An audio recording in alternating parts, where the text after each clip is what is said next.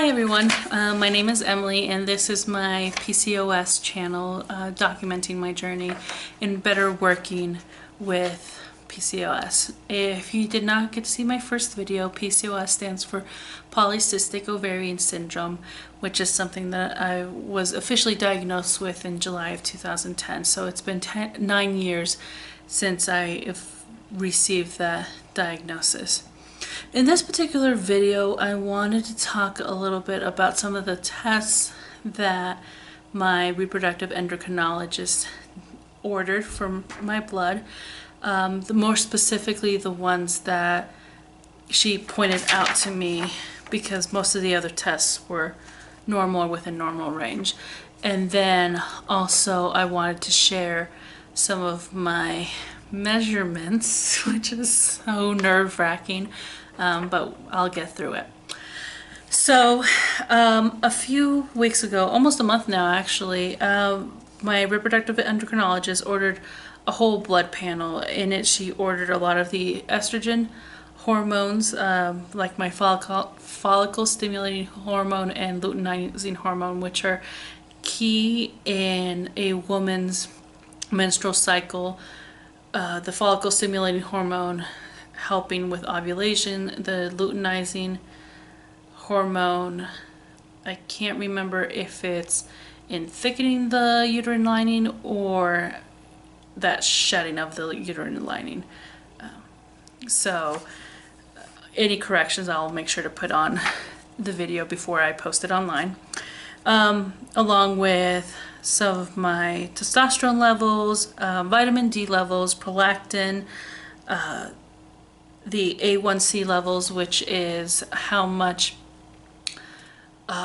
glucose sugar is being carried by hemoglobin, and a lipid panel, as well as we did an ultrasound and then testing my fasting insulin and some of my thyroid hormones. So the three main test results that I'm going to talk about are DHEA, AMH, and my ultrasound. All the other panels, my doctor said, were within normal levels, so we're gonna dismiss that for right now, and if she says, hey, this is something of concern, I'll be sharing that with you. So first, let's talk about AMH, which stands for anti-Mullerian hormone. And what this does is it indicates how many follicles are present in the ovaries. It's a sign of follicle health. Follicles, again, are the little bubbles, I guess you could say, that burst when you and release the ovum into the fallopian tube. So my test levels shows a 5.12 level of nanograms to milliliters of the hormone, which she said was good, but it's also high, which indicates PCOS. And my research online also shared that they have to take into, or no, it was either the research or my reproductive endocrinologist, I can't remember offhand, but one of the sources said that they have to take into account not only the number but the age, and for my age that is rather high, so it's an indicator of PCOS. So one box checked.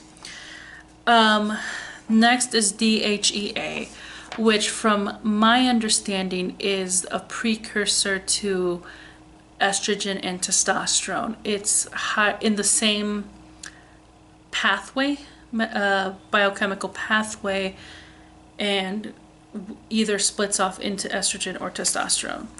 She said that my level is at 215, which was pretty high, and my testosterone level was within normal range. So another indicator for PCOS. Also what she said is that this result said that any of the medical treatments like spironolactone, which is usually a blood pressure medication, but has also been prescribed to help with the hirsutism, wouldn't work because my androgen hormones, for the most part, were normal, with the exception of this DHEA. Good to know, I suppose. And then finally was the ultrasound. Now, my uterus was fine in the ultrasound, and the technician said that my ovaries looked good, that there weren't any cysts on them. However, my ovaries had a lot of follicles along the outside of the ovary, which is what we're showing here in this picture, in the quote-unquote string of pearls configuration, which is a very indicative symptom of PCOS. So more than anything, she said, I definitely have it. Still 9 years later, which I knew, but thanks for the confirmation, doc. Sometimes it's nice to hear that the diagnosis that you were given so long ago still remains correct, and having the blood tests show you like, hey, these levels are good, and these are the main levels that are of concern but not really concern. So that gives me a little bit to focus on. Now, a few weeks ago, like I said, my fasting insulin was tested, and it was actually retested because the initial levels didn't make sense.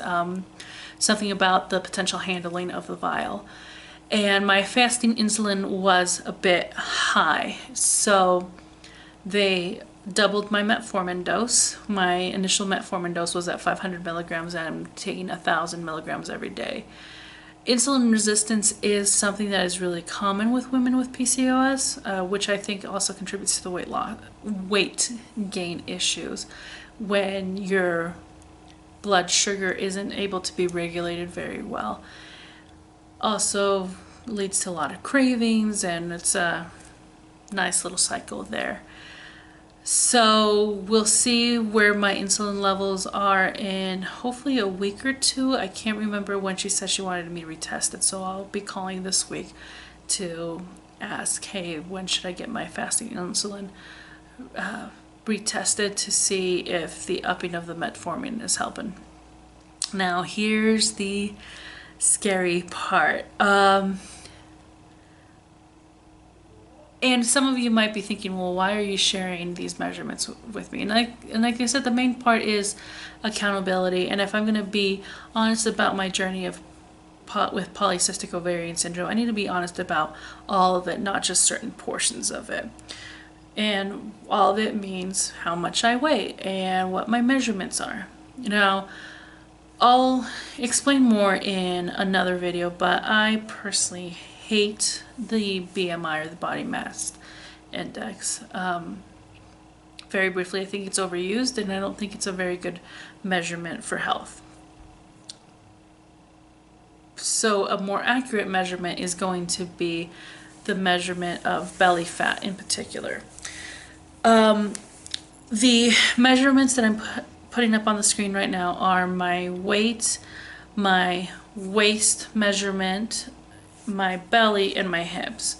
Now I'm going to go ahead and stand up so I can kind of point out where I'm going to be measuring from, and hopefully it's not too blurry. But my waist is going to be measured across here, okay, and then my belly will be right across the belly button, which is right here, is at the widest point, and then hips are going to be measured at the widest part of my hips, widest part of my butt. And while there's more, and those are the main measurements that I'm taking, I don't know that it's necessarily to give you my thigh measurements or my bicep measurements, since the main worry is going to be my thoracic abdominal region. So there's the measurements up there, my weight being 211.6 pounds as of this morning, which doesn't make me happy, but hey, it's a good starting point. It's a baseline.